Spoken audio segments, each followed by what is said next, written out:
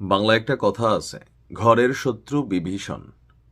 এর থেকে সোজা ভাষায় একটা কথা আপনারা জানেন যে ঘরের ইন্দুর যদি বেড়া কাটে, এই বেড়া ভাই আপনি কোনোভাবেই টিকাইতে পারবেন না। তো ইরানের জন্য এই মুহূর্তে সবচেয়ে ক্রিটিক্যাল একটা সিচুয়েশন হচ্ছে ঘরের ভেতরে ইঁদুর কাড়া। তবে দিন শেষে চীনের সহযোগিতায় এই ইঁদুরদেরকে আইডেন্টিফিকেশন করার জন্য একটু রাস্তা পেয়েছে ইরান। এক্ষেত্রে আমি চীনকে ধন্যবাদ দিই, কারণ এই মুহূর্তে সারা পৃথিবীতে আমেরিকার পরে বা আমেরিকা থেকে অনেক দিকে এগিয়ে গেছে চীন। গোয়েন্দা তথ্য, এই ধরেন ঘরের ইঁদুর চিহ্নিতকরণ তথ্য, সামরিক শক্তি সবকিছু মিলিয়ে। আর চীনের সাথে ইরানের যেহেতু একটা ভালো সম্পর্ক আছে, সেই ক্ষেত্রে চীনারা একটা সাপোর্ট দিয়েছে। চীনা পর্যবেক্ষক এবং সামরিক বিশ্লেষকরা ইরানকে সতর্ক করেছেন যে ইরানি গোয়েন্দা সংস্থায় এবং দেশটির স্পর্শকাতর স্থাপনাগুলোতে মোসাদের এজেন্টদের অনুপ্রবেশের ক্ষেত্রে ইসরায়েলি গোয়েন্দা সংস্থাটির সাফল্য বিশ্বব্যাপী নিরাপত্তা ঝুঁকির একটি প্যান্ডোরার বাক্স খুলে দিয়েছে।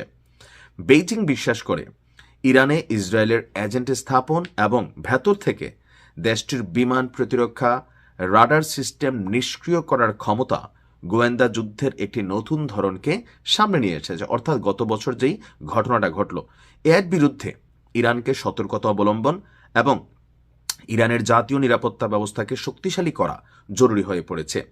এ কারণে ইরানে ইসরায়েলি গোয়েন্দা অনুপ্রবেশ রোধ করা এবং দেশটিতে বর্তমানের মোসাদের যেসব এজেন্ট সক্রিয় রয়েছে তাদের শনাক্ত করে গ্রেপ্তার করতে প্রযুক্তির সহযোগিতা বৃদ্ধি করেছে চীন।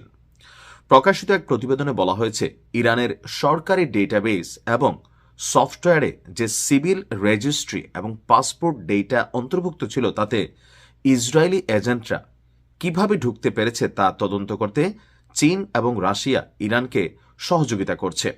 এই সহযোগিতার লক্ষ্য হল মোসাদ যে প্রযুক্তিগত ফাঁকগুলোকে কাজে লাগিয়ে ইরানের স্পর্শকাতর সামরিক এবং পারমাণবিক লক্ষ্যবস্তুতে পৌঁছাতে পেরেছিল সেই সব ফাঁকফোকর এইবার বন্ধ করা।